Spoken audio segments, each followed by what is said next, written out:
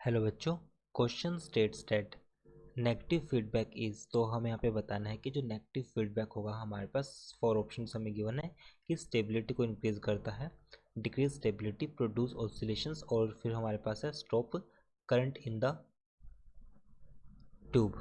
तो first question के की कंसेप्ट को समझते हैं।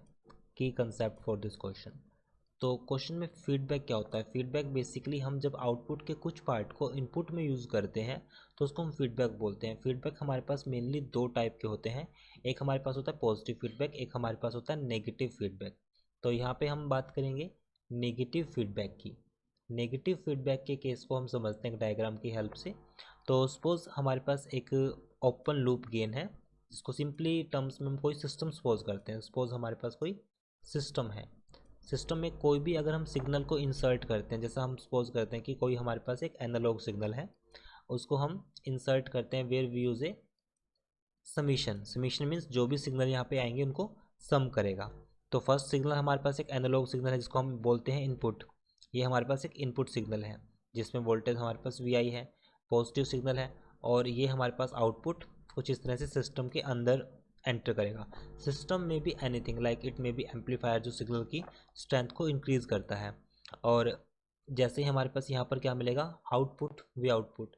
अब वी आउटपुट का कुछ पार्ट जिसमें हम यूज़ करते हैं एक फीडबैक सिस्टम, जिसको हम सपोज करते हैं बीटा से। बीटा हमारे पास कोफिशिएंट यूज़ करेंगे।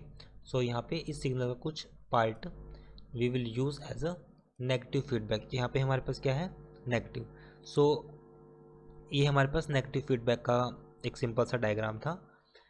अब यहाँ पे जो नेगेटिव फीडबैक जो हमारे पास, जिसको हम क्या बोलते हैं, डीजेनरेटिव फीडबैक बोलते हैं। It is use to reduce the gain.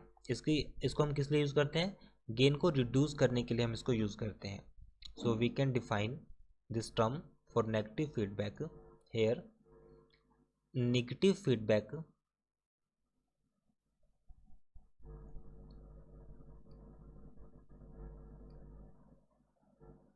जिसको हम क्या बोलेंगे, degenerative feedback.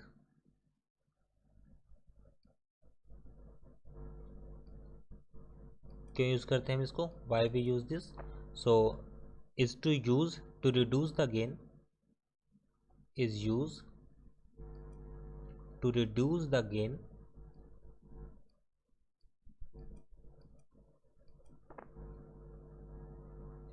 gain because negative feedback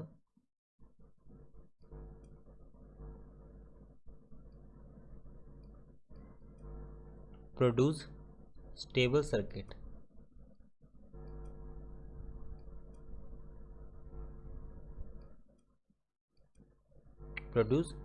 circuit response, and it improve the stability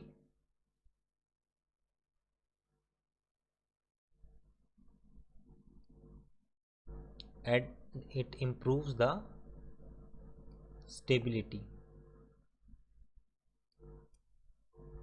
So according to our option we can say negative feedback always increase the stability and decrease the gain.